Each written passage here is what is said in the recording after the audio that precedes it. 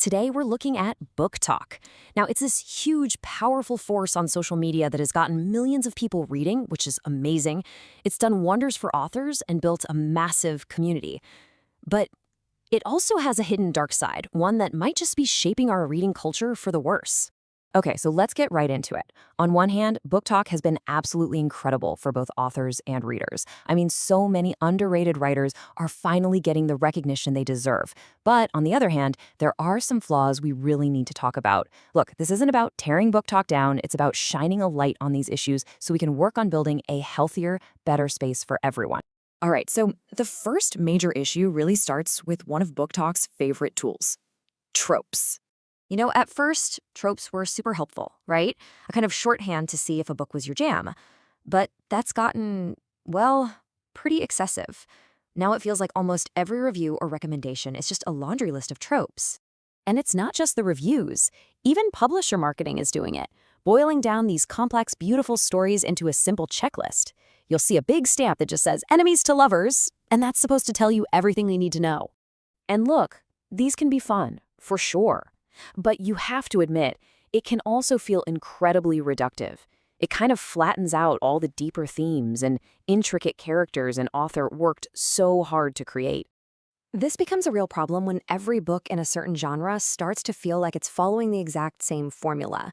Just because you liked a trope in one book doesn't guarantee you'll enjoy it in another, especially if the story wrapped around it is kind of weak.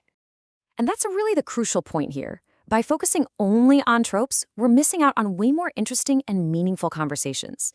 I mean, think about it.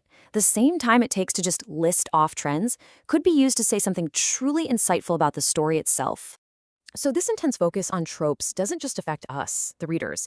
It also creates this really powerful and sometimes limiting pressure on the authors themselves. What's happening is we're seeing this cycle get created. A publisher sees a trope go totally viral, so what do? They encourage their authors to write that. This puts writers who want to experiment with new, fresh ideas in a really tough spot. They feel this pressure to write what they know will sell instead of the story they're genuinely passionate about. And this is a problem for us as readers too. Let's be real, a lot of us are looking for something new and original, not just another copy and paste version of a book we've already read. This creative bottleneck is starting to show, and it really affects everyone. This pressure isn't just about what's being written. It's also changing how we read. It's turning what should be a beloved hobby into something that honestly feels like a competition.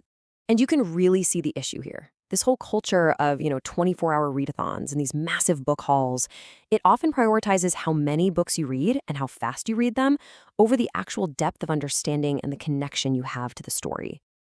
This sets up these totally unrealistic expectations, especially for new readers. They might feel like they have to read at lightning speed just to be reading right. It also kind of devalues the author's work when we just jump to the next book without ever stopping to reflect on the one we just finished. Whatever happened to stories that stay with you? So it's a key question we should all be asking ourselves.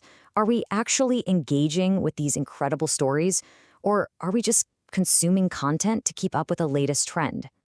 So finally, when you add all these things up, well, the BookTok community itself is feeling the strain. It's affecting the quality of our discussions and, honestly, the way we treat each other. Okay, first there's a real lack of in-depth reviews. Silent reviews or these simple ratings don't offer any real insight. A book might be a no for one person, but if they just explained why, another reader might realize it's exactly what they've been looking for. We're missing out on finding our next favorite book. And second, there's this rise in just unnecessary negativity, and it really shows up in two main ways. There's the defensiveness, right, where people get super angry if you dislike a book that they love, and then there's the straight-up judgment, criticizing someone else's taste in genres. Both of these things make the space feel a lot less safe and way more discouraging. Ultimately, we just have to remember that reading is so personal. A truly welcoming community is one where all of our different tastes and opinions can exist together without judgment. At the end of the day, if someone is reading, that's a win for everybody. But here's the good news, as readers, we are the ones who shape these trends. We have the power to change things. By looking for recommendations beyond just tropes, by slowing down to actually enjoy the stories, and by engaging more kindly and thoughtfully in our discussions, we can create a much better space for everyone.